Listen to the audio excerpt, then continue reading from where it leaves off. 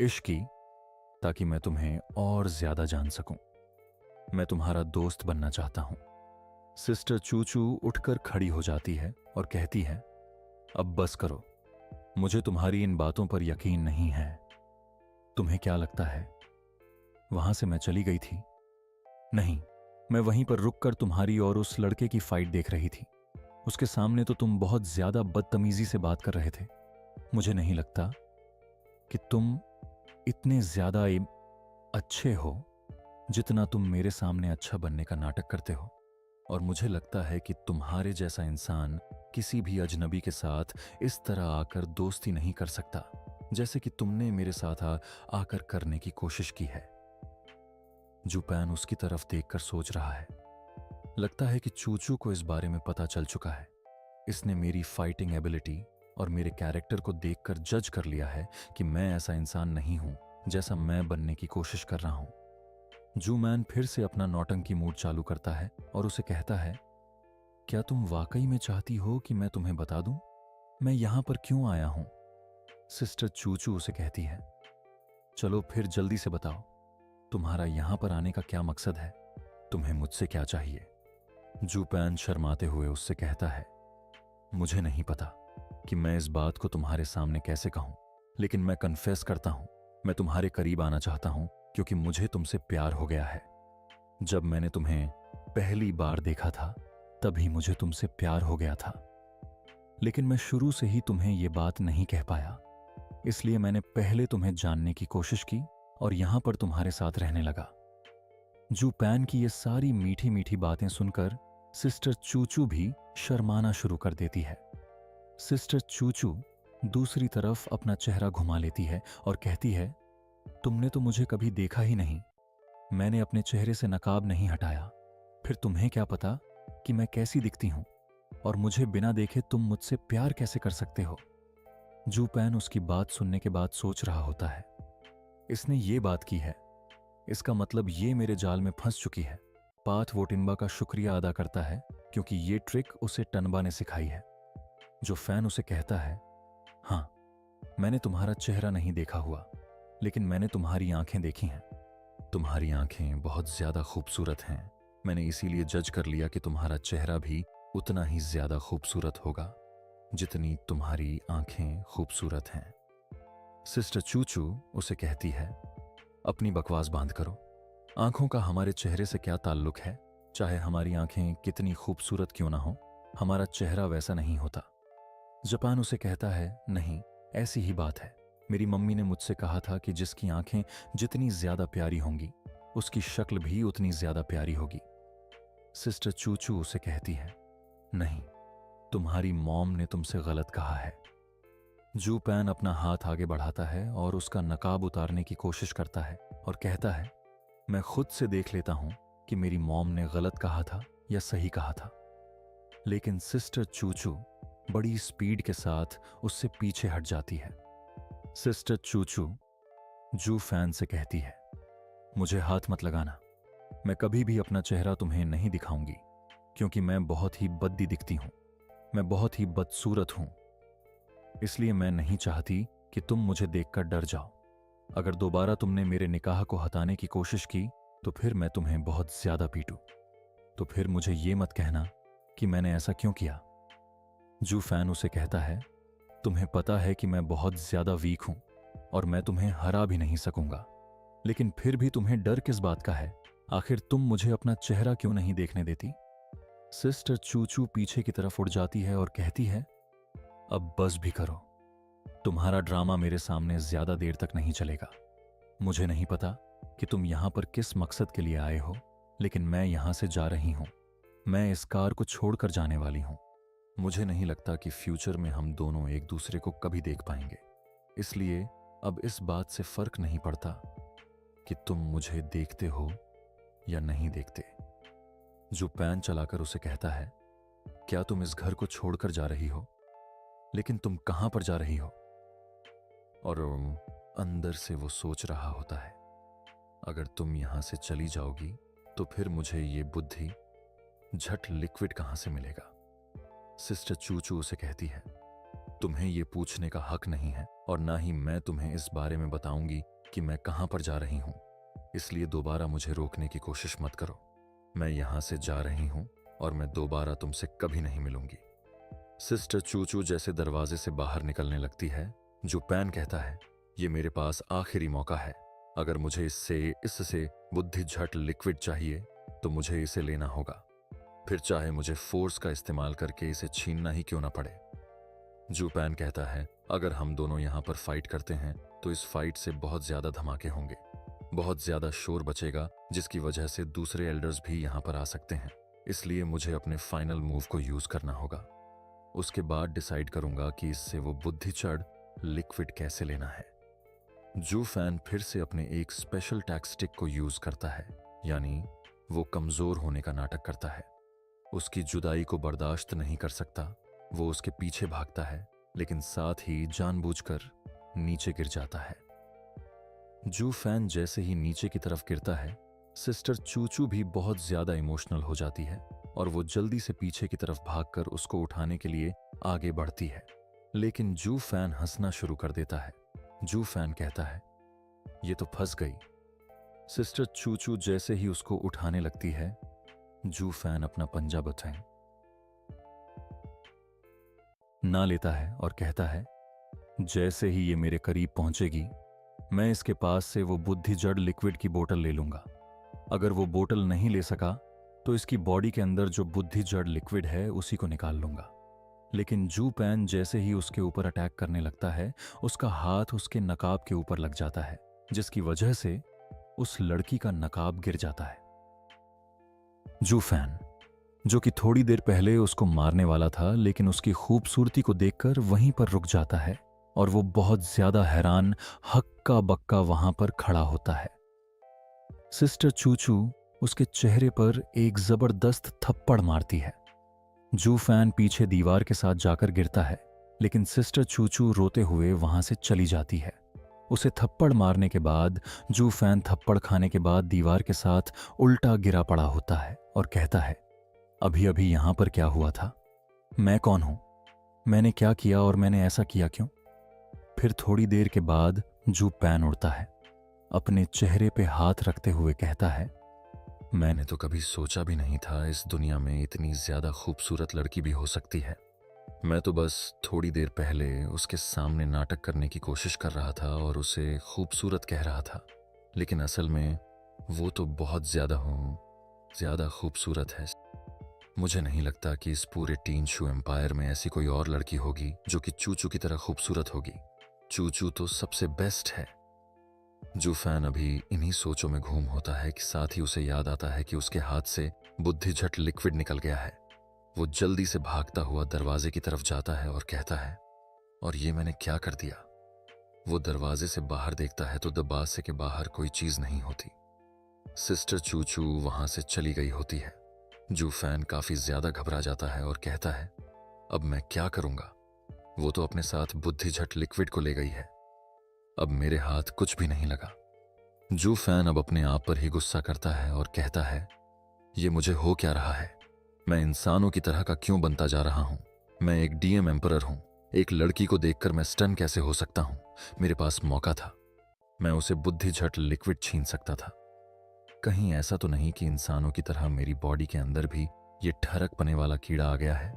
मुझे लगता है कि अब मैं भी एक ऐसा इंसान बन चुका हूं जो खूबसूरत लड़की को देखकर लाटअप करना शुरू कर देता है। नेक्स्ट सीन 3 दिन के बाद का होता है।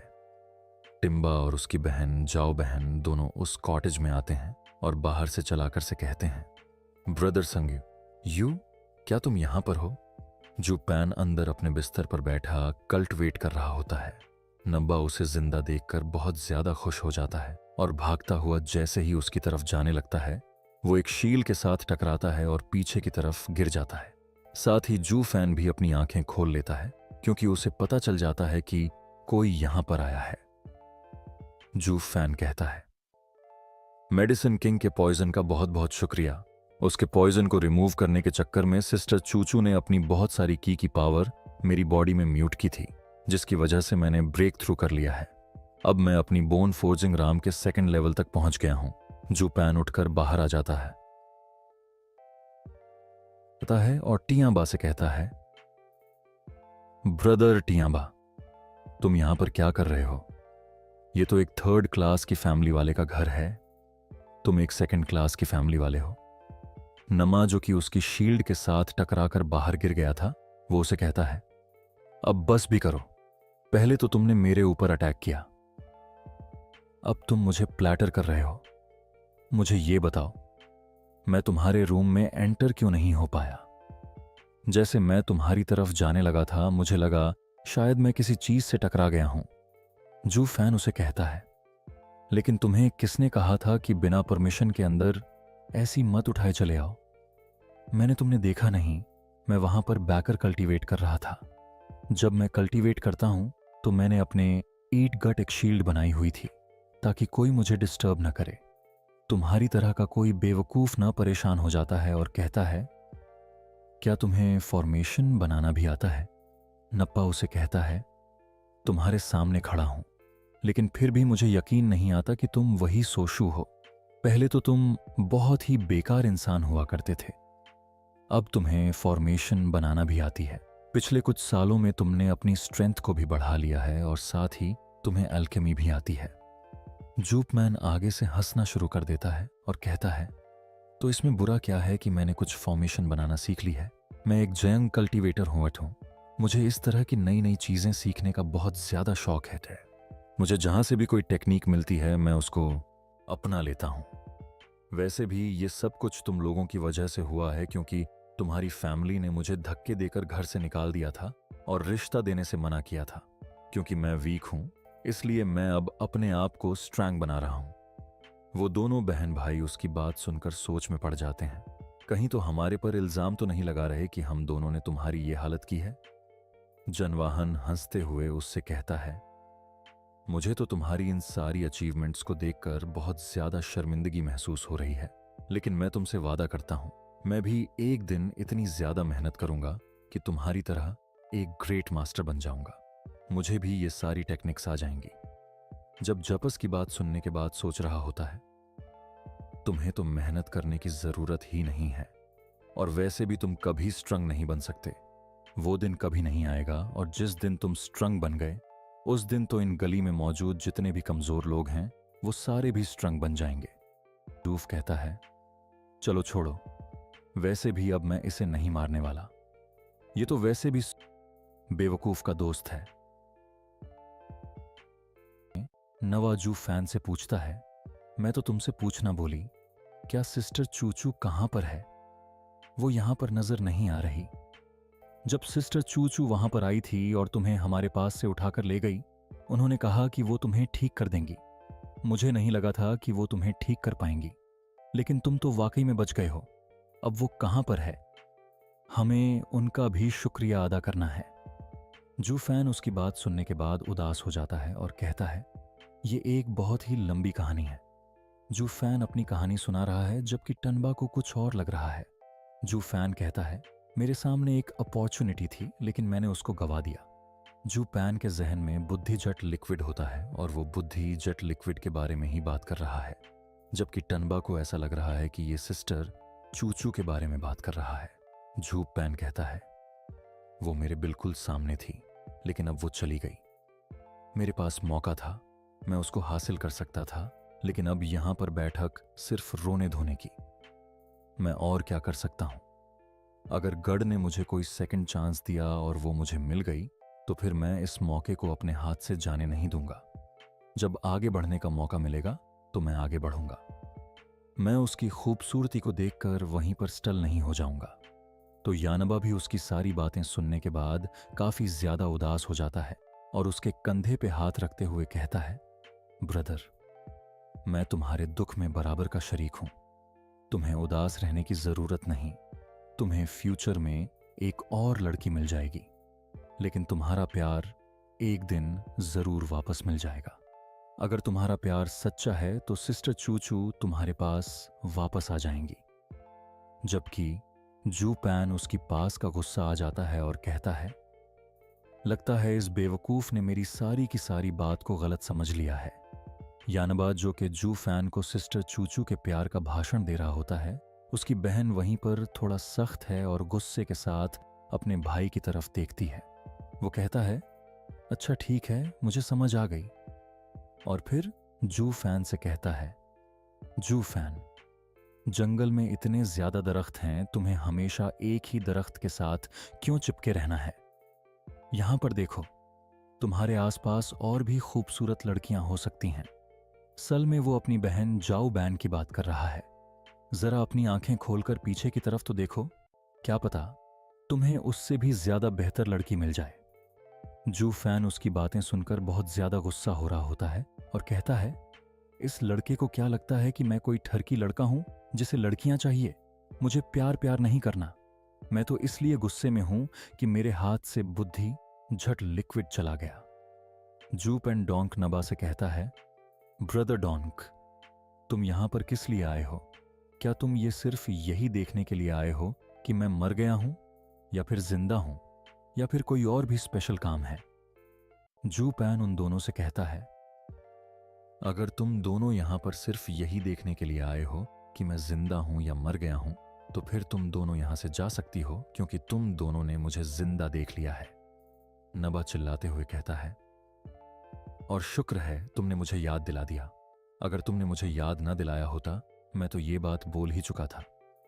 ज्ञानबा उसे कहता है, वैसे तो हम दोनों यहां पर देखने के लिए आए हैं कि तुम ठीक हो या नहीं। अब जबकि तुम बिल्कुल ठीक हो, हम लोग अपनी दोनों की फैमिलीज की सेफ्टी के लिए एक काम करते हैं। वो उसका हाथ पकड़ता है और कहता है, मेरे साथ आओ, हम लोग हेयू टावर के 15 टावर में जाकर मिस किंग काई से मिलते हैं। नबा उसे खींचते हुए ले जा रहा होता है। जूपैन कहता है, हालांकि मैं इसके साथ ऐसे नहीं जाना चाहता, लेकिन फिर भी जितना ज्यादा ये सीरियस लग रहा है, मुझे लगता है कोई सीरियस मसला है। चलो फिर इसके साथ चला जाता हूं। और वैसे भी बुद्धि जेट लिक्विड तो मेरे हाथ से निकल चुका है। इसके साथ जाने में ही मेरा फायदा है, शायद कोई नई इंफॉर्मेशन मिल जाए। फिर वो तीनों टावर के सामने जाकर खड़े हो जाते हैं।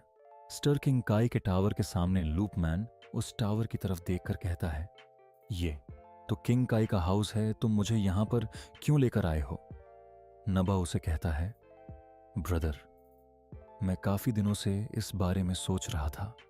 सोचने के बाद मेरे जहन में ये बात आई है कि क्यों ये सारे लोग हमारे पीछे पड़ गए हैं, क्यों ये हमें मारना चाहते हैं। क्योंकि हम लोगों ने डूडन के डिसाइल, जिसका नाम डन डन था, उसको अपेंड किया था। इसी वजह से ये सारे लोग हमारे पीछे पड़े हुए हैं। यहां पर हेयू हाउस में टोटल 15 हैं और उन 15 में से यही सबसे बेस्ट टावर है। यहाँ की मास्टर बहुत ज्यादा अच्छी हैं और वो हम सबको मिलने भी देती हैं। इसलिए मैं तुम्हें यहाँ पर लेकर आया हूँ ताकि हम अपनी फैमिलीज के लिए इनके सामने भीख मांग सके, ताकि वो उन सबको समझाएं जो भी हमारे पीछे हैं और हमें इस मसले से बाहर निकाले। मास्टर डूडन के साथ बात करेंगी और उसके बाद ये मसला हल हो जाएगा। क्योंकि अगर हम लोग इनके साथ बात करके इस मसले को हल नहीं करेंगे, तो ये टावर वाले लोग हमारे पीछे हमेशा आते रहेंगे और हम लोग हमेशा डर में जिएंगे। कोई किसी वक्त भी आकर हम पर अटैक कर सकता है, आता है। जबकि जू फैन उसकी बात सुनने के बाद सोच रहा होता है, इन्हें लगता है कि ये मास्टर बहुत ज्यादा अच्छी है, यानी मास्टर किंग का बहुत ज्यादा अच्छी है, लेकिन वो इतनी भी अच्छी नहीं है। अगर वो इतनी ज्यादा अच्छी होती और वो हमारी हेल्प करना चाहती, तो वो कभी भी यूलन को डंडन के साथ वहां पर नहीं भेजती, वो भी सिर्फ मेरी स्ट्रेंथ को जांचने के लिए। साथ ही जेपन कहता है, वैसे ये बहुत ज्यादा अच्छा है। मैं भी किंग काई से मिलना चाहता था। आज उनके घर में जाकर उनसे मिलते हैं। मुझे भी देखना है कि यूलान के साथ फाइट के बाद आयर मास्टर के दिमाग में मेरे खिलाफ कितना ज्यादा शक बचा है। उन्हें अभी भी शायद लगता होगा कि मैं जू फैन हूं। जू फैन उसे कहता है, ब्रदर टनबा, तुम्हारा आइडिया बहुत ज्यादा अच्छा है। तुम तो काफी ज्यादा समझदार हो गए हो। चलो फिर जाकर मास्टर किंग काई से मिलते हैं और इस मसले को हल करते हैं। अवर के गेट के ऊपर 2 लड़कियां गार्ड खड़ी होती हैं। नबा और उसकी बहन उनके सामने झुकते हुए एक लेटर पेश करती हैं और कहते हैं, जाके मैडम को बताएं कि हम लोग जहां पर उनसे मिलने के लिए आए हैं, हमें उनसे एक बहुत ही इंपॉर्टेंट मसले पर बात करनी है। वो दोनों उन गार्ड लड़कियों के सामने डरते हुए झुक कर खड़े होते हैं। जबकि जू फैन सीना तानकर खड़ा होता है। गार्ड लड़की आगे सजना शुरू कर देती है और कहती है, सेकंड क्लास और थर्ड क्लास फैमिलीज वाले लोग जहां पर आए हैं वो भी हमारे मास्टर काई से मिलने के लिए। तुम लोगों को क्या लगता है कि मास्टर से मिलना इतना ज्यादा आसान काम है? नबा और उसकी बहन अभी वहीं पर झुककर खड़े होते हैं कि जू फैन आगे बढ़ जाता है और उन दोनों लड़कियों से कहता है, क्या तुम दोनों लड़कियों को जाओ डंडन के बारे में पता है? क्या तुम उसे जानती हो? वो दोनों एक दूसरे की तरफ देखती हैं और फिर उसे कहती हैं, हाँ, हम लोग उसे जानती हैं। वो हमारी सीनियर सिस्टर है। तुम उसे जानते हो क्या? क्या तुम उसके जानने वाले हो? अगर ऐसा है भी तो हम लोग तुम्हें अंदर जाने नहीं दे सकते, क्योंकि वो मास्टर डू डन की स्टूडेंट है, मास्टर किंग काई की नहीं। इसलिए तुम यहां पर नहीं आ सकते। इससे कोई फर्क नहीं पड़ता कि तुम उस लड़की को जानते हो। जू पैन उनसे कहता है, नहीं नहीं, ऐसी बात नहीं है। मैं डंडन का नाम लेकर कोई अंदर जाने की कोशिश नहीं करने वाला। मुझे लगता है कि शायद तुम दोनों ने इस न्यूज़ के बारे में नहीं सुना। क्या तुम लोगों ने इस बारे में सुना है कि कल बाजार में किसी लड़के ने उसके सारे के सारे कपड़े उतार दिए थे? सिर्फ उसकी ब्रा बची थी।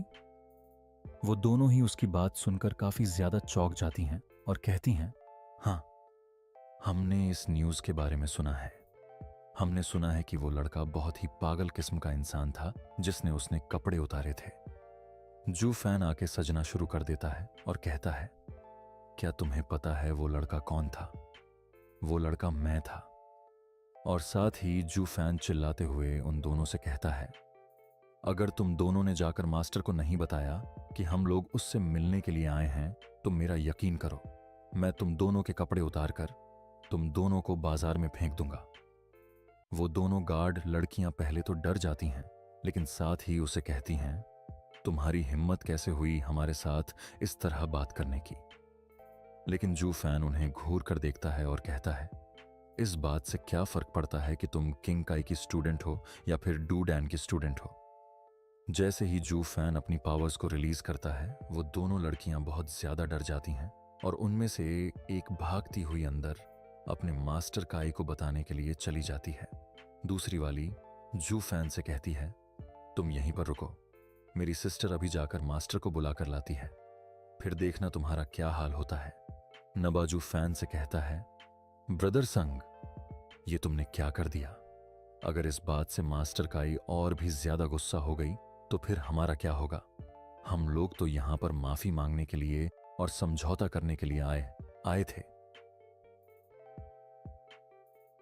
जू पैन कहता है, ये कुछ भी नहीं होता। देखना मास्टर काई कैसे जल्दी से हमें अंदर बुलाती है। वो गार्ड लड़की जो कि अंदर मास्टर को बताने के लिए गई थी, वो वापस आकर कहती है, तुम तीनों अंदर जा सकते हो। मास्टर किंग काई ने आप तीनों को अंदर बुलाया है। वो तीनों दरवाजे से अंदर चले जाते हैं, जबकि वो दोनों लड़कियां बाहर ही खड़ी होती हैं। दूसरी वाली लड़की से पूछती है, तुमने मास्टर पॉइंट के बारे में बताया कि इस लड़के ने हमारे साथ बदतमीजी की है, तो उन्होंने क्या कहा? उन्होंने ये क्यों नहीं कहा कि इन तीनों को बंदी बना लिया जाए? इस लड़की ने हमारे साथ बदतमीजी की है। वो उसे कहती है, इस सब का के बारे में बात करने की जरूरत नहीं। तुम्हें पता है कि जब मैंने मास्टर को इस लड़की के बारे में बताया तो मास्टर ने आगे से क्या कहा? दूसरी उसे कहती है, क्या कहा मास्टर ने?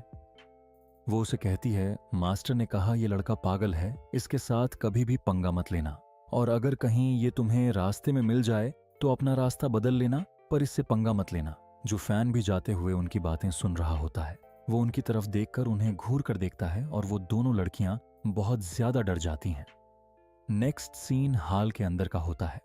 वो तीनों अंदर चले जाते हैं, जबकि मास्टर किंग काई अपनी चेयर पर बैठी होती है। जू फैन मास्टर किंग काई को घूर कर देखता है। मास्टर किंग काई जू फैन को देखती है कि नबा आते ही उसके सामने झुक कर कहता है, हम लोग आपसे यहां पर मिलने के लिए आए हैं। मास्टर किंग काई उसे कहती है, तुम्हें इतना ज्यादा पोलाइट होने की जरूरत नहीं है, फॉर्मल रहो। तुम तीनों यहां पर आकर चेयर्स के ऊपर बैठ जाओ। नबा वहीं पर झुके झुके मास्टर से कहता है, नहीं, हमारी इतनी औकात नहीं कि हम आपके सामने किसी चेयर पर बैठ सकें। लेकिन जू पैन उसके पास से गुजर जाता है और सीधा जाकर मास्टर किंग काई की साइड वाली सीट पर जाकर बैठ जाता है, और वो भी टांगे पर टांग रख, बिल्कुल नवाबों की तरह। मास्टर किंग काई से कहता है, आपका बहुत बहुत शुक्रिया। नबा और उसकी बहन ये देखकर बहुत ज्यादा घबरा जाते हैं और कहते हैं, मां की आंख, ये क्या कर रहा है? लगता है कि इसका पूरा इरादा है हम दोनों को भी अपने साथ मरवाने का। इस तरह जब मास्टर किंग काई के साथ वाली सीट पर जाकर कैसे बैठ सकता है? रियान पर दबी सी आवाज में जू फैन से कहता है, ब्रदर संग, ये तुम क्या कर रहे हो? जल्दी से यहां पर आ जाओ, नीचे बैठो। अगर तुमने मास्टर किंग काई को गुस्सा दिला दिया तो न सिर्फ तुम्हारी सोनफुस्शा फैमिली मारी जाएगी, बल्कि मेरी डंग फैमिली भी मारी जाएगी। हम लोग यहां पर समझौते के लिए आए हैं, कोई एक्शन दिखाने के लिए नहीं। जुपैन कहता है, तुम लोगों को तो शुक्र करना चाहिए कि मैं तुम दोनों को अपने साथ यहां पर लेकर आ गया हूं, ताकि तुम लोग इसे माफी की बक मांग सको। लेकिन मेरा ऐसा कोई भी इरादा नहीं है। मुझे क्या पता था कि तुम दोनों बिल्कुल चिकनस की तरह इसके सामने डर कर बैठ जाओगे। नबाजू फैन की तरफ से माफी मांगते हुए मास्टर किंग आई से कहता है, प्लीज ओनर, मुझे माफ कर दे। मेरे ब्रदर को बिल्कुल भी मैनर्स के बारे में नहीं पता। ये बिल्कुल पागल है। मास्टर किंग आई उसे कहती है, तुम्हें इसे ब्लेम करने की जरूरत नहीं है। मुझे इसका ऐसा करना बिल्कुल भी बुरा नहीं लगा, और तुम लोगों को भी इस तरह कहने की जरूरत नहीं है, और नीचे बैठने की जरूरत नहीं है। यहां पर 2 और भी चेयर्स हैं, तुम लोग उन चेयर्स पर जाकर बैठ सकते हो। वो दोनों बहुत ज्यादा घबराए होते हैं। टिन अपनी बहन जामन से कहता है, अब जबकि ओनर ने कह ही दिया है, चलो फिर हम दोनों भी जाकर सीट्स पर बैठ जाते हैं। वो दोनों घबराते हुए जाकर सीट पर बैठ जाते हैं, जबकि वो ओनर उनको देखकर हंस रही होती है। मास्टर किंग गाई उन दोनों से कहती है, ये कोई हेलन नहीं है, तुम दोनों यहां पर नर्वस क्यों हो? आराम से बैठ जाओ, अपना कर समझो इसे। जरा अपने ब्रदर सोनकोचर्च की तरफ तो देखो। वो देखो कितने आराम से बैठा हुआ है। जैसे ही टनबा ब्रदर सोन की तरफ देखता है, यानी जू पैन की तरफ देखता है, तो वहां पर टेबल पर पड़े हुए अंगूर का उठाकर अपने मुंह में डाल रहा होता है। नबा बेचारा और भी ज्यादा घबरा जाता है और कहता है, लगता है कि इसका पूरा इरादा है हम दोनों फैमिलीज के मेंबर्स को मरवाने का। ये तो यहां पर ऐसे रिएक्ट कर रहा है जैसे ये किंग काई का हस्बैंड हो। किस तरह आराम से बैठा हुआ है। इस साथ ही वो ऑनर की तरफ देखता है, यानी मिस किंग काई की तरफ देखता है, तो वो हंस रही होती है। नबा कहता है, हालांकि ब्रदर सोंग उसके सामने बदतमीजी कर रहा है, लेकिन फिर भी वो इस बात को जरा भी बुरा नहीं मना रही। लेकिन ऐसा क्यों? पता नहीं इसकी क्या वजह है। याल्मा उठकर खड़ा हो जाता है और मास्टर किंग काई से कहता है, मास्टर किंग काई, हम तीनों लोग जहां पर अपनी फैमिली के बिहाव पर आपसे बात करने के लिए आए हैं। मास्टर किंग काई उसे कहती है, हाँ क्यों नहीं, बात करो, तुम्हें क्या बात करनी है? नबा उन्हें सारी बात बताता है कि उस दिन बाजार में क्या हुआ था, हमने डन डन के साथ क्या किया और डन डन के लोगों ने हमारे साथ क्या किया। पिछले 2-3 दिन से हम लोग बहुत ज्यादा डर में जी रहे हैं। हमें हर वक्त इसी बात का डर लगा रहता है कि कभी भी कोई भी हेजू टावर से आकर हम पर अटैक कर सकता है। इसलिए मैं यहां पर आपके पास आया हूं ताकि हम दोनों फैमिलीज के दरमियान में आप सुलह करवा दें। मैं चाहता हूं कि आप समझौता करवाने के लिए एक पीस मेकर का काम करें। मेरी डोंग फैमिली और ब्रदर सोनकार की सोंग फैमिली, हम दोनों आपके इस एहसान के लिए शुक्रगुजार रहेंगे। मास्टर किंग काई कहती हैं, हाँ मुझे पता है कि डन डन अपनी हद को पार कर गई है। मैंने उसको एक अच्छा सबक सिखाया है, और वैसे भी मुझे पता चला है कि वो मेडिसिन किंग के स्टूडेंट के साथ मिस्टर संग के ऊपर अटैक करने के लिए गई थी। और मैंने तो ये भी सुना था कि मेडिसिन किंग के स्टूडेंट ने अपने 3 कलर पॉइजन के साथ मिस्टर सॉन के ऊपर अटैक किया था। लेकिन ये तो बिल्कुल ठीक है, इनकी बॉडी के ऊपर पॉइजन ने असर क्यों नहीं किया? आखिर इसकी क्या वजह है? इसने अपने आप को इस पॉइजन से कैसे बचा लिया? क्योंकि मेडिसिन किंग का जो पॉइजन है उसको क्योर करना इतना आसान नहीं है, और ना ही कोई उसका इलाज ढूंढ सकता है। मास्टर किंग काई टनबा की तरफ देख रही होती है, जबकि टिम्बाजू फैन की तरफ देखता है, क्योंकि उसे खुद भी नहीं पता कि इसका इलाज कैसे हुआ है। जू पैन कहता है, इसे बताने में कोई भी हिचक नहीं है। वो मास्टर किंग काई से कहता है, चलो फिर मैं तुम्हें बताता हूं कि मेरा इलाज कैसे हुआ। जैपन कहता है, मुझे एक लड़की ने बचाया था जिसने तुम्हारी तरह चेहरे पर मास्क पहना हुआ था, और उसी लड़की ने मेरी बॉडी से मेडिसिन किंग के स्टूडेंट के पॉइजन को रिमूव किया है। मास्टर किंग काई उसकी बात सुनकर हैरान हो जाती है और कहती है, ऐसी कौन सी औरत है जिसने अपने चेहरे पर मास्क पहना हुआ था? क्या वो हेजू टावर की कोई औरत थी? जू पैन उसे कहता है, मैं उसे स्लाम एरिया में मिला था। वो वहां पर एक कॉटेज में रहती है और उसका नाम सिस्टर चूचू है, और स्लाम एरिया के सारे लोग उसे ब्लैक गर्ल कहते हैं। ब्लैक गर्ल का नाम सुनते ही मास्टर किंग काई बहुत ज्यादा चौंक जाती है, जबकि जू फैन आंखों से मुस्कुराना शुरू कर देता है और कहता है, लगता है इसको सिस्टर चूचू के बारे में पता है। लेकिन साथ ही मास्टर किंग काई हंसना शुरू कर देती है और कहती है, लगता है कि तुम बहुत ही किसी मिस्टीरियस मास्टर से मिले हो।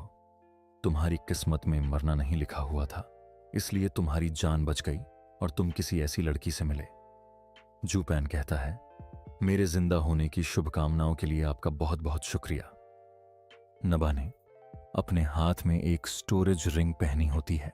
मास्टर किंग काई से कहता है, मास्टर किंग काई, मैं आपके लिए कुछ लेकर आया हूं, एक छोटा सा गिफ्ट, ताकि आप हम दोनों के दरमियान में समझौता करवा सके। वो अपने पास से एक पेंटिंग निकालता है। ये पेंटिंग वो मास्टर किंग काई को रिश्वत के तौर पर दे रहा है। वो मास्टर से कहता है, आपको क्योंकि बहुत ज्यादा मेहनत करना पड़ेगी हम दोनों फैमिलीज के दरमियान में समझौता करवाने के लिए, इसलिए ये गिफ्ट आपके लिए। हालांकि ये गिफ्ट कोई ज्यादा महंगा नहीं है। मास्टर किंग काई उसे कहती है, ठीक है, तुम्हारी गिफ्ट के लिए बहुत बहुत शुक्रिया, लेकिन मैं इसे नहीं ले सकती। तुम इसे वापस रख लो। ये बहुत ज्यादा महंगा है तुम्हारी फैमिली के लिए। मैं वैसे ही तुम्हारा काम कर दूंगी। मैं डन डन को अच्छी तरह से समझा दूंगी। वो दोबारा तुम्हारी फैमिली वालों को तंग नहीं करेगी। यानबत चिल्लाते हुए मास्टर किंग काई से कहता है, नहीं, ऐसा नहीं हो सकता। यह आपके लिए गिफ्ट है, आपको इसे रखना ही पड़ेगा। यह मेरी तरफ से टोकन ऑफ एप्रिसिएशन है, पामनान है। जबकि अंदर से वो सोच रहा होता है, अगर तुम ये रिश्वत नहीं लगी तो मुझे रिलैक्स कैसे फील होगा कि तुम मेरा काम कर रही हो। मास्टर किंग काई उसे कहती है, चलो फिर ठीक है, मैं इस गिफ्ट को अपने पास रख लेती हूं। नबा भी काफी ज्यादा खुश हो जाता है और मास्टर किंग काई से कहता है, अब जब कि आपने हमारी बात सुन ली है और हमारा गिफ्ट भी ले लिया है, अब हम लोग यहां से चलते हैं। मास्टर काई उसे कहती है, जरा रुको, इतनी जल्दी भी क्या है, मैं भी तुम्हें अपनी तरफ से गिफ्ट देती हूं। किंग काई ताली बजाती है तो उसी वक्त एक लड़की अंदर शराब लेकर आ जाती है। तो किंग काई उन दोनों से कहती है कि तुम दोनों यहां पर एक लंबा सफर तय करके आए हो और मेरे लिए गिफ्ट भी लेकर आए हो। ये छोटा सा गिफ्ट मेरी तरफ से है, हमारे हेजू हाउस की निकाली हुई अपनी वाइन। ये वाइन हम लोग यहां पर तैयार करते हैं, इसलिए ये बहुत ज्यादा प्योर है। और सर्वेंट लड़की आगे बढ़ती है और उन दोनों के ग्लासेस में उस वाइन को डाल देती है। मास्टर किंग काई कहती है, ये मेरी तरफ से एक रिटर्न गिफ्ट है, तुम दोनों इसे जल्दी से पी लो। नबा और उसकी बहन बहुत ज्यादा खुश हो जाते हैं और कहते हैं, अब जब कि आप हमें ये वाइन दे रही हैं तो हम लोग इसे पी लेते हैं। जू पैन के हाथ में भी गिलास होता है और उसे भी वाइन दी जाती है। नबा और उसकी बहन सबसे पहले उस वाइन को पीते हैं। टिन्मा थम्स अप करते हुए कहता है, ये वाइन तो बहुत ज्यादा अच्छी है। और साथ ही नेक्स्ट सीन में वो दोनों बेहोश होकर गिर जाते हैं। लेकिन जू फैन ने अभी तक अपनी वाइन को नहीं पिया होता। जू फैन मास्टर किंग काई से कहता है, क्या ऐसी कोई बात है जो आप मुझसे अकेले में करना चाहती थी, इनके सामने नहीं? मास्टर किंग काई उसे कहती है, तुम तो वाकई में बहुत ज्यादा होशियार हो। एक काम है जो मैं तुमसे करवाना चाहती हूं। अगर तुमने मेरा वो काम कर दिया तो फिर तुम तीनों यहां से हेयू टावर से वापस जा सकते हो, वो भी जिंदा। पर अगर तुम मेरा वो काम नहीं कर पाए, और साथ ही वो अपनी पावर्स को रिलीज करते हुए जू फैन को धमकी देते हुए कहती हैं, मैं तुम तीनों को यहीं पर मार डालूंगी और साथ ही तुम्हारी दोनों की फैमिलीज को जिंदा जमीन में दफना दिया जाएगा। जू फैन मास्टर किंग काई से कहता है, क्या तुम मुझे धमकी दे रही हो? मास्टर किंग काई उसे कहती है, नहीं, ये कोई धमकी नहीं है। ये तो बस एक कंडीशन है। मुझे पता है कि तुम बहुत ज्यादा बहादुर हो और किसी भी चीज से डरते नहीं हो, लेकिन तुम तीनों यहां पर समझौते की बात करने के लिए आए हो। इसका मतलब तुम लोग हमसे डरते हो, और अगर तुम मेरा ये काम नहीं करते तो भी मैं तुम दोनों की फैमिलीज के बीच में नहीं आऊंगा। अंगी, डन डन तुम्हारे साथ जो चाहे वो कर सकती है, फिर चाहे वो इन दोनों भाई बहन को मार डाले। और जहां तक मुझे पता है कि वो लड़की बहुत ज्यादा गुस्से वाली है। हो सकता है कि वो तुम्हारी फैमिली के खाने पानी को बंद करवा दे और तुम्हारी फैमिली को खाने को कुछ भी ना मिले और वो भूख से मर जाए। जू पैन उसे कहता है, तो हमें भूखा रखकर मारने की क्या जरूरत है? अगर मैं तुम्हारा काम नहीं करता तो तुम हमें वैसे ही मार सकती हो। मास्टर किंग का सोच रही होती है, अब मैं इसके साथ कैसे डील करूं? ये लड़का तो बिल्कुल पागल है। जब भी कभी खतरा आता है तो ये बिल्कुल चेंज हो जाता है। मास्टर किंग काई उसे कहती है, चलो छोड़ो इस बात को, मैं तुम्हें बताती हूं तुम्हें मेरे लिए क्या करना है। तुम्हें मेरे लिए एक काम करना है, तुम्हें चोरी करनी है। जू पैन बहुत ही बोरिंग सी आवाज में उसे कहता है, अब तुम्हें क्या चाहिए? तुम क्या चोरी करवाना चाहती हो? मास्टर किंग काई उसे कहती है, हमारे हेयू टावर में बुद्धि रूट्स रखी हुई है, तुम्हें वो चोरी करनी है। जू फैन बुद्धि रूट्स का नाम सुनते ही बहुत ज्यादा हैरान हो जाता है और कहता है, अभी अभी तुमने क्या कहा? जरा दोबारा से कहना। मास्टर काई उसे कहती है, मैंने कहा बुद्धि रूट्स को चोरी करना है। जू फैन कहता है, क्या कहा बुद्धि रूट्स? लगता है कि गॉड मेरी साइड पर है। बुद्धि रूट्स तो वही चीज है जो मुझे चाहिए। बुद्धि रूट्स के अंदर से बुद्धि जेट लिक्विड निकलता है। जू फैन साथ ही बहुत खुश होता है और कहता है, मैंने तो सोचा भी नहीं था कि बुद्धि जेट लिक्विड को खो देने के बाद अब मुझे बुद्धि जेट लिक्विड की बजाय बुद्धि रूट्स मिल जाएंगी, जिससे मैं जितना चाहे उतना लिक्विड बना सकता हूं। जू पैन मास्टर काई से कहता है, लेकिन तुम तो यहां पर टावर की हेड हो, फिर तुम ऐसा क्यों चाहती हो कि मैं तुम्हारे लिए बुद्धि रूट्स को चोरी करूं? मास्टर काई उसे कहती है, तुम्हें इस बारे में पूछने की जरूरत नहीं, जैसा मैंने तुमसे कहा है वैसा करो। जू पैन उसे कहता है, लेकिन तुम्हारे हेजू टावर में बहुत सारे गार्ड्स हैं, मैं उन सब से बचता हुआ बुद्धि रूट्स को चोरी कैसे करूंगा? मास्टर काई उसे अपने पास एक नक्शा देती है और कहती है, मैंने इसके ऊपर सारे का सारा नक्शा बना दिया है और साथ में गार्ड्स के बारे में लिखा हुआ है कि गार्ड कहां पर होता है और किस टाइम पर होता है। और जहां तक मुझे लगता है कि तुम एक बहुत ही होशियार लड़के हो, तुम्हारे स्किल्स की मदद से तुम आसानी से यहां पर जा सकते हो, किसी भी गार्ड की नजर में आए बिना। जू पैन कहता है, इसका प्लान तो काफी ज्यादा अच्छा है, मैं आसानी से बुद्धि रूट्स को चोरी भी कर सकता हूं, लेकिन क्या होगा अगर मैं बुद्धि रूट्स को चोरी करके बाहर निकलता हूं और बाहर बहुत सारे मास्टर्स मेरा पहले से इंतजार कर रहे हो? अगर ये कोई ट्रैप हुआ, मेरे पास तो पंख हैं, लेकिन मैं अपने पंखों से भी उड़कर उन सब से बच नहीं पाऊंगा, क्योंकि वो लड़े मिलकर मुझे मार डालेंगे। लेकिन साथ ही जू फैन कहता है, मेरे यहां पर आने का मकसद बुद्धि जेड लिक्विड था, अब वो मेरे सामने है, मैं इस अपॉर्चुनिटी को हाथ से जाने नहीं दूंगा, चाहे मुझे कितने ही मास्टर्स को मारना क्यों ना पड़े। मास्टर काई से कहती हैं, तो क्या फैसला किया तुमने? क्या तुम मेरा ये काम करोगे या नहीं? और साथ ही वो उसे कहती है, मैं तुम्हें एक बात क्लियर बता दूं, अब जब कि तुमने इस बारे में सुन लिया है, मेरे प्लान को तुम जानते हो, तुम इसको रिफ्यूज नहीं कर सकते, क्योंकि मुझे डर है तुम बाहर जाकर सभी को बता दोगे। अगर ऐसा हुआ तो इस सूरत में तुम्हारी आंखें निकाल दूंगी, तुम्हारे हाथ भी काट दूंगी, तुम्हारी जुबान काट दूंगी और तुम्हारे पांव भी काट दूंगी। जो पैन हंसते हुए कहता है, तो क्या लगता है, क्या मेरे पास कोई और चॉइस है? मैं अपने हाथ पांव नहीं कटवाना चाहता, मैं तुम्हारा ये काम करूंगा। जो पैन मास्टर काई से कहता है, लेकिन आप तो बहुत ज्यादा जालिम हैं, मेरे हाथ पांव और मेरी जुबान और मेरी आंखें निकालने से क्या होगा, सीधा मुझे मार ही डालो। मास्टर काई उसे कहती है, मैं कभी किसी को जान से नहीं मारती, इसलिए मैं तुम्हारी जान नहीं लेना चाहती, सिर्फ तुम्हारे हाथ पांव काटूं ताकि तुम किसी को बाहर जाकर इस सीक्रेट के बारे में बता ना सको। मास्टर काई उसे कहती है, तुम बहुत ज्यादा इंटेलिजेंट और स्मार्ट हो। मैं तुम्हारी आंखें तो निकाल सकती हूं, तुम्हारी जुबान निकाल सकती हूं, मैं तुम्हारे हाथ काट सकती हूं, लेकिन अगर मैंने तुम्हारे पैर ना काटे तो क्या पता तुम अपने पांव से ही लिखकर किसी को बता दो कि मैंने तुम्हें ऐसा कहा था। इसलिए मुझे सब कुछ काटना पड़ेगा। जू पैन उसकी बातें सुनकर काफी हैरान होता है और कहता है, ये लड़कियां तो काफी ज्यादा जालिम हैं, लेकिन फिर भी इस तरह की जालिम दुनिया में अगर आप जालिम नहीं बनते तो आप जिंदा नहीं रह पाएंगे। चुभा कुछ भी नहीं हो सकता।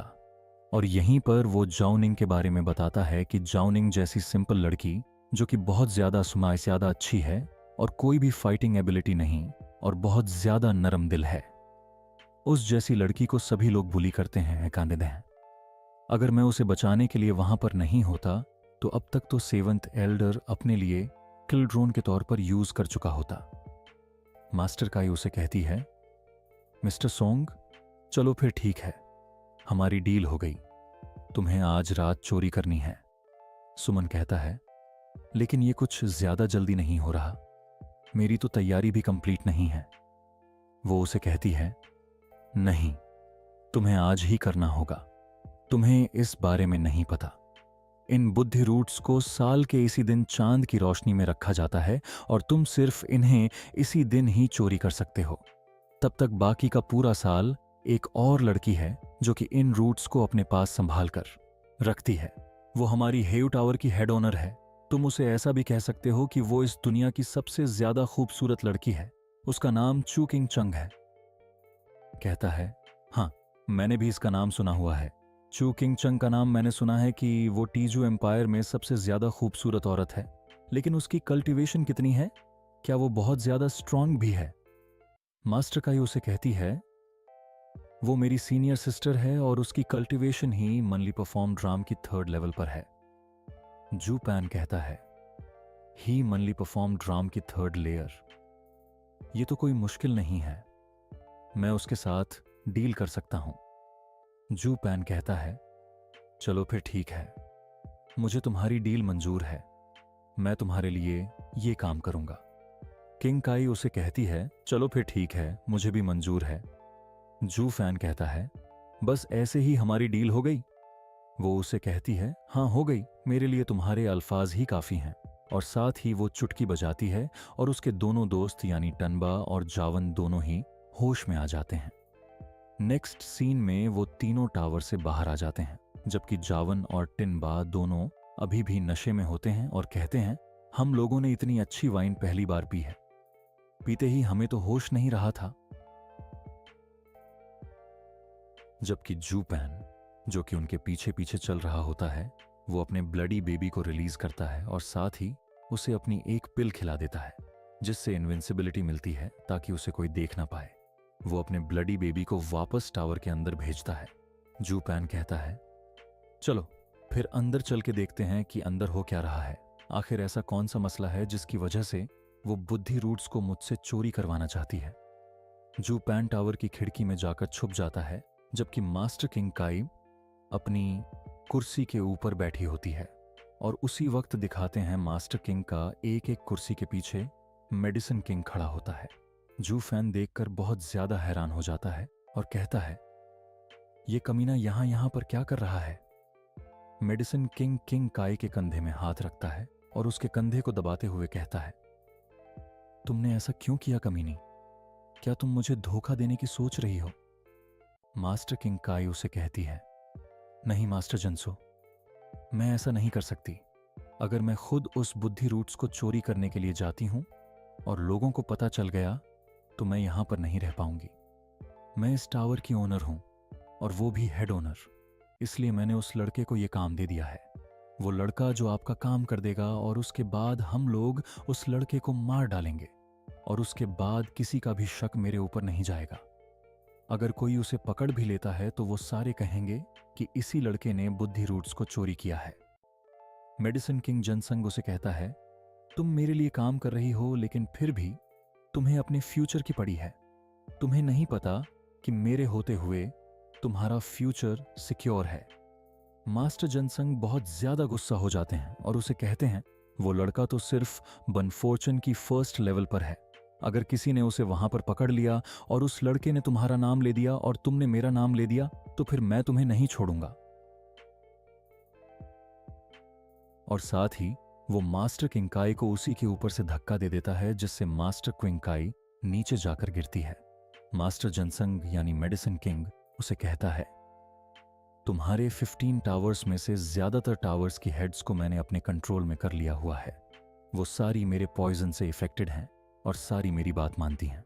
और तुम्हारा ये हेउ सिटी ये बहुत ही जल्दी हमारी नोबल फैमिली का हिस्सा बन जाएगा, यानी कि मेडिसिन किंग फैमिली का हिस्सा बन जाएगा। और 7 फैमिलीज में से ये पहली फैमिली होगी जो मुकम्मल तौर पर डिस्ट्रॉय हो जाएगी। तो फिर तुम्हें इस बात से क्या फर्क पड़ता है कि कोई तुम्हें पकड़ लेगा? वैसे भी तो तुम सब लोग मरने वाले हो मेरे हाथों से। और अगर तुम मेरा पूरा पूरा साथ देती हो तो तुम इस हेयू टावर की बस रह सकती हो, लेकिन मेरी कमांड के अंदर रहना होगा। मास्टर किंग काई उसे कहती है तुमने अभी थोड़ी देर पहले सुना ना उस लड़के ने क्या कहा? उस लड़के ने कहा कि इस शहर में कोई ऐसा है जो कि तुम्हारे पॉइजन को क्योर कर सकता है। तुम्हारे पॉइजन का उसके पास इलाज है। अगर ऐसा बाकी मास्टर्स ने भी सुन लिया तो कोई भी तुम्हारी ब्लैकमेलिंग में नहीं आएगा। तुम किसी को भी दोबारा ब्लैकमेल नहीं कर पाओगे, वो भी अपने पॉइजन के डरावे से। मास्टर जनसंग बहुत ज्यादा गुस्सा आ जाते हैं और कहते हैं कहीं तुम किसी ऐसे का इंतजार तो नहीं कर रही थी कि कोई जहां पर आए जिसके पास मेरे पॉइजन का एंटीडोट हो? फिर तुम लोग मेरे खिलाफ रिबेलियस, तुम्हें लगता है कि कोई ऐसा है जो कि मेरे खिलाफ जा सकता है। साथ ही मास्टर जनसंग आगे बढ़ते हैं और बेचारी मास्टर किंग काई को किक मारना शुरू कर देते हैं।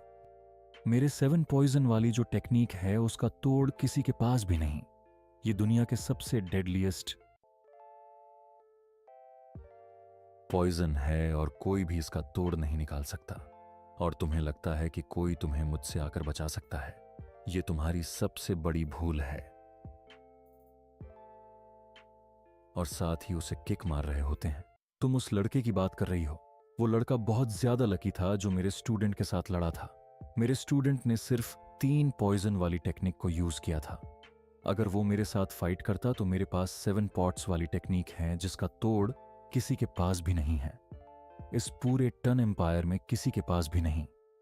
और साथ ही मास्टर जनसोंग ने उस बेचारी के सर के ऊपर अपना पांव रखा होता है। और ये देखकर मुझे बहुत ज्यादा गुस्सा आ रहा है। जू फैन अगर इस सीरीज का हीरो नहीं होता तो मैं ही इसको मार देता। मास्टर किंग काई जो कि उसके पांव के नीचे बैठी होती है, वो बेचारी साथ ही रो रही होती है। मास्टर जनसन मास्टर किंग काई से कहते हैं तुम कुतिया कहीं की, जैसे ही वो तुम्हें बुद्धि रूट्स मिल जाए तो उस लड़के को मार डालना, वरना तुम्हारे लिए मुझसे बुरा कोई भी नहीं होगा। तुम्हारे हेजो सिटी को तो मैं वैसे ही छीनने वाला हूं, लेकिन अगर मेरे बारे में किसी को पता चला कि मैंने तुम्हारे साथ ये सब कुछ किया है तो मैं तुम्हारी सारी सिस्टर्स को मार डालूंगा। तुम सभी को मार डालूंगा, क्योंकि एक औरत सिर्फ एक औरत है जो कि सिर्फ मर्द के बिस्तर को गर्म करने के लिए होती है। दोबारा कभी भी ये मत सोचना कि तुम हम मर्दों की जगह ले सकती हो और दिन में सपने देखना बंद करो। मास्टर जन सॉन ये सारी बकवास करते हुए वहां से चले जाते हैं, जबकि मास्टर किंग काई वहां पर बैठी रो रही होती है और जू फैन जैसा कुछ देख रहा होता है। जू फैन पीछे देखकर काफी ज्यादा खुश हो जाता है। हालांकि हमारा हीरो भी काफी ज्यादा कमीना है। चलो ये सब तो क्लियर हो गया कि ये मेडिसिन किंग के लिए काम कर रही है। मैं उन बुद्धि रूट्स को चोरी करके अपने लिए रख सकता हूं। जू फैन अपने ब्लडी बेबी को वापस बुला लेता है और कहता है जैसे ही वो बुद्धि रूट्स मुझे मिल जाएंगे तो मैं बस दूसरी तरफ मुंह करूंगा और अपने रास्ते पर चल पड़ूंगा। और रही बात सॉन फैमिली और डंग फैमिली की, तो इस बार ये दोनों फैमिलीज मेरे बलि का बकरा बनने वाली हैं। जू पैन हल्का सा मुस्कुराता है और कहता है प्लीज तुम दोनों मुझे माफ कर देना, पर मुझे जो करना पड़ेगा क्योंकि मैं बहुत बड़ा कमीना हूं। नेक्स्ट सीन रात के वक्त का होता है। जू फैन रात के वक्त बुद्धि रूट्स को चोरी करने के लिए निकल पड़ता है। बहुत सारे गार्ड्स होते हैं, लेकिन वो उन सब से बचता बचाता एक कार से दूसरे घर के ऊपर छलांगे लगाता हुआ अपने मैप के मुताबिक उस जगह पर पहुंचता है जहां पर उसे वो बुद्धि रूट्स मिलने वाली है। जू फैन काफी ज्यादा खुश होता और कहता है, चलो शुक्र है किंग का ही धोखेबाज है, वरना मुझे कैसे पता चल सकता था कि यहाँ पर बहुत सारी फॉर्मेशन बनी हुई है। मेरे लिए उन बुद्धि रूट्स को चोरी करना बहुत ज्यादा आसान है। इसके लिए तो मुझे किंग काई का शुक्रिया अदा करना चाहिए। जू फैन कहता है, अब मुझे जल्दी से उस बिल्डिंग को ढूंढना है जिसका नाम हुबा बिल्डिंग है। हुबा पवेलियन, उसके अंदर वो बुद्धि रूट्स रखी हुई है। लेकिन असल मसला तो ये है कि हुबा पवेलियन को ढूंढना इतना ज्यादा आसान नहीं है। जू पैन जैसे ही उस मैप के मुताबिक उस जगह पर पहुंचता है जहां पर उसे हा आओ टावर मिलने वाला है, लेकिन वहां पर एक 5th लेवल की फॉर्मेशन होती है। जू पैन कहता है, ये वाली फॉर्मेशन तो बहुत ज्यादा पावरफुल है।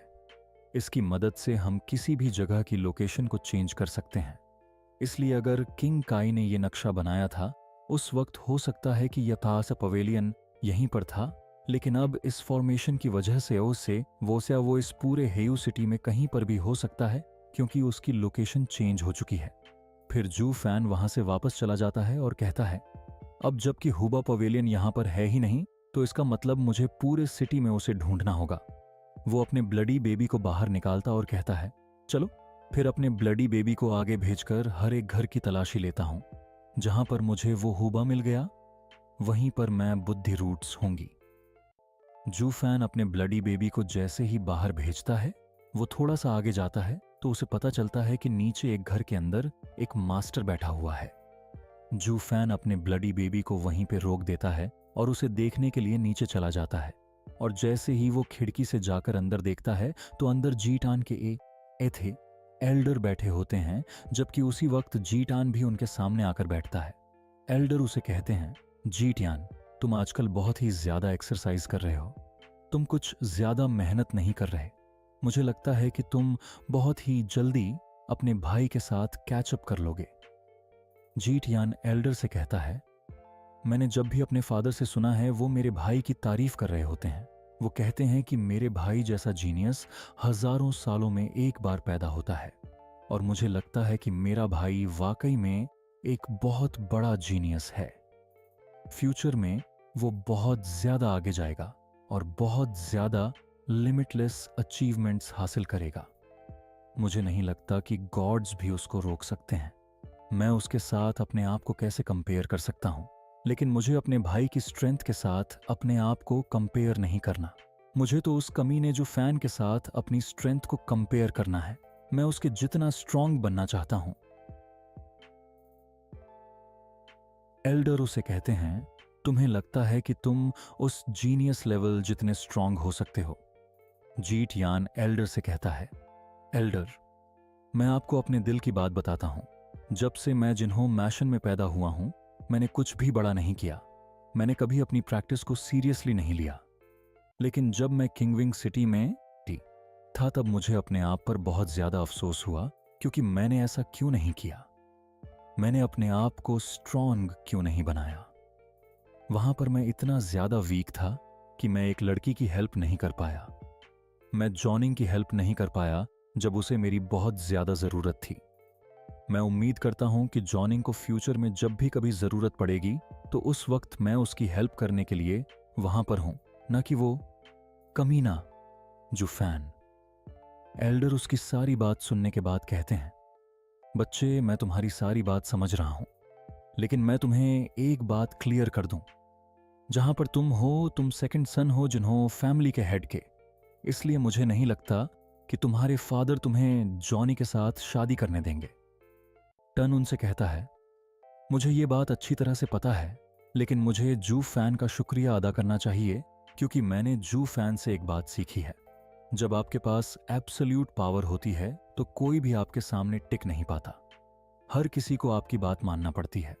इसलिए मैं इतनी मेहनत कर रहा हूं।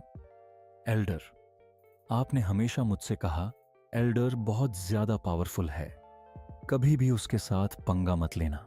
लेकिन जू फैन ने उसके साथ पंगा भी लिया और उसको हरा भी दिया, क्योंकि जू फैन के पास एब्सोल्यूट पावर थी। अब मैं दिन रात एक करके प्रैक्टिस कर रहा हूं ताकि मैं अपने आप को स्ट्रांग बना सकूं। मैं इतना ज्यादा स्ट्रांग बन जाऊंगा कि जू फैन की तरह अपने फैसले खुद ले सकूं। मैं अपनी शादी का फैसला खुद करूंगा, ना कि मेरे फादर करेंगे। साथ ही वो बाहर की तरफ चल पड़ता है बिता है। एल्डर उसे कहते हैं, जीटियान, अभी तुम कहाँ पर जा रहे हो? जीटियान कहता है, मैं अभी प्रैक्टिस करने के लिए जा रहा हूं क्योंकि मुझे अभी बहुत ज्यादा मेहनत करनी है। अगर मुझे जू फैन से आगे निकलना है तो मुझे बहुत ज्यादा मेहनत करना पड़ेगी ताकि लोग मेरी बात सुने। मैं इतना ज्यादा अपने आप को स्ट्रांग बना लूंगा। उसके एल्डर भी इस बात से काफी ज्यादा खुश होते हैं। वो टन की तरफ देखते हैं और कहते हैं, टन बहुत ज्यादा मेहनत कर रहा है। उस जू फैन की वजह से इसने मेहनत करना शुरू कर दी। हालांकि जू फैन एक अच्छा लड़का नहीं है, लेकिन फिर भी इसके लिए वो बहुत ज्यादा अच्छा साबित हुआ है। इस हिसाब से ये मेहनत कर रहा है। ये बहुत जल्दी स्काई प्रोफाउंड ड्राम में चला जाएगा। जबकि जू फैन भी उसकी तरफ देखकर हल्का सा मुस्कुराता है और कहता है, टन मेरे गुड ब्रदर, तुम तो बहुत ज्यादा सिकादा अच्छे हो। तुम्हें क्या लगता है कि तुम मेरे अपोनेंट बन सकते हो? क्या पता तुम एक दिन मुझसे आगे निकल जाओ, लेकिन ऐसा हो नहीं सकता। लेकिन तुम्हें देखकर मुझे बहुत ज्यादा अच्छा लगा कि तुम इतनी ज्यादा मेहनत कर रहे हो। अपने आप को स्ट्रांग बनाओ ताकि मुझे जॉनी की ज्यादा चिंता ना रहे कि तुम उसको प्रोटेक्ट करने के लायक हो चुके हो।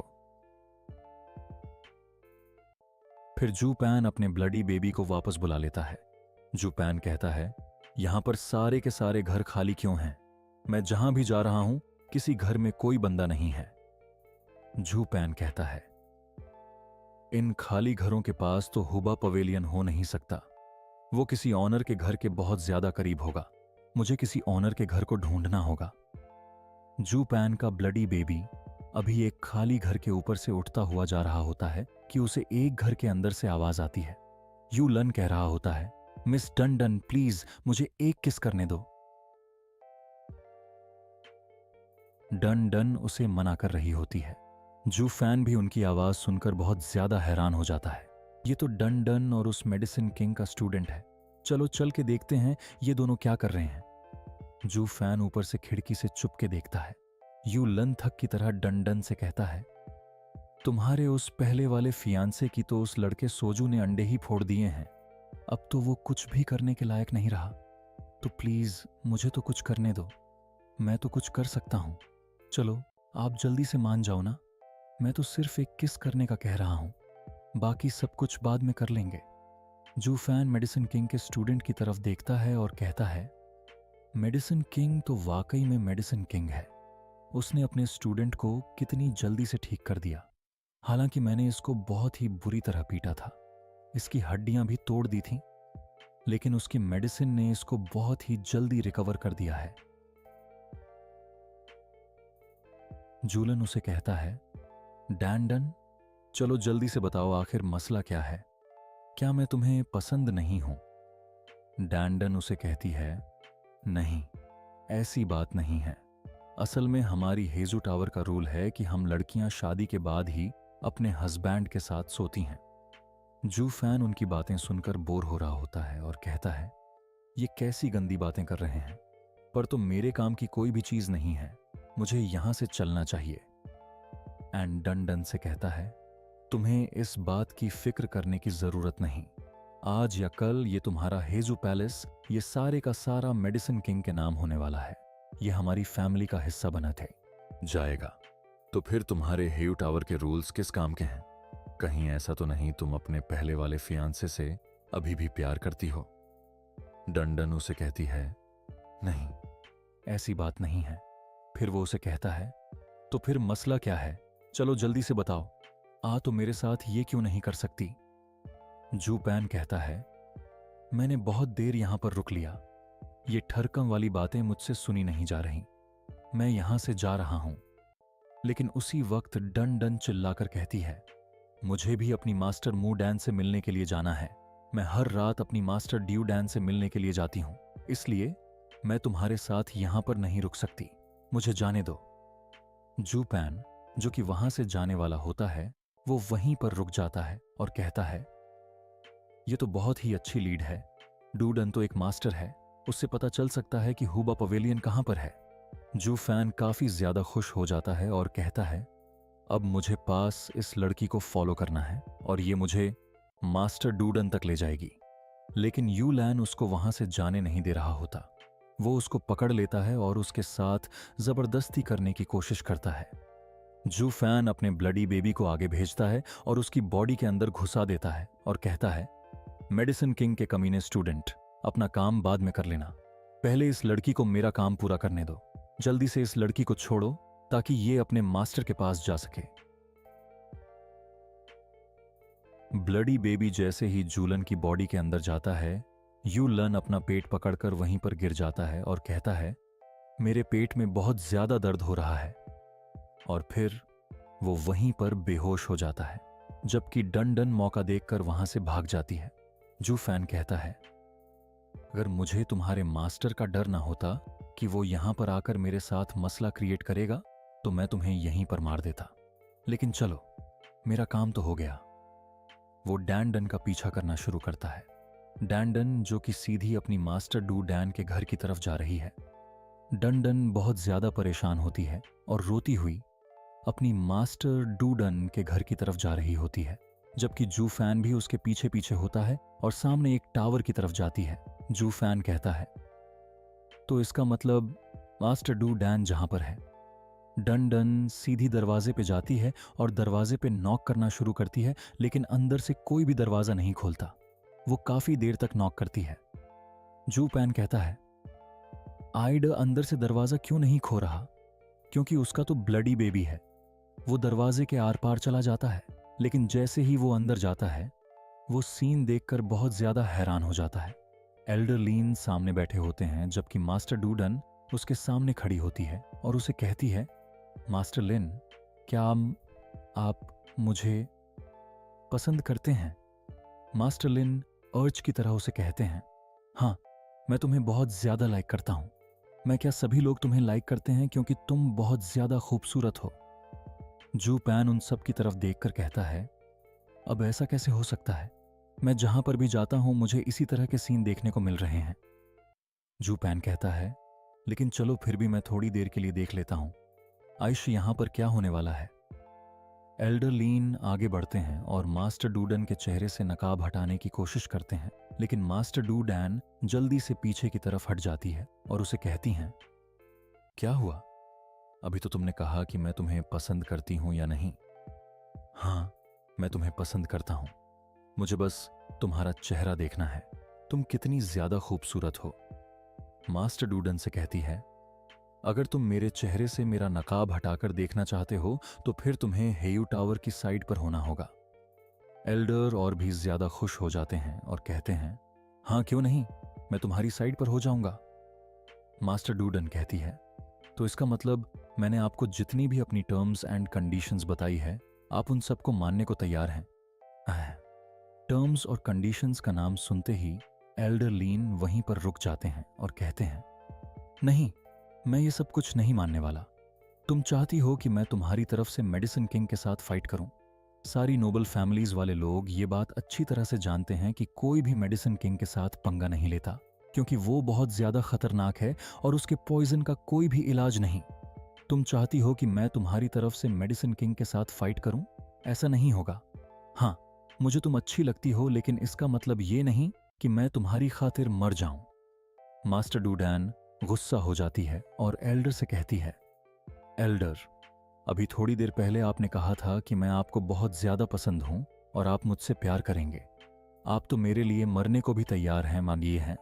क्या वो सिर्फ कहने की बातें थीं या फिर अभी आपको मुझसे इतना प्यार नहीं रहा?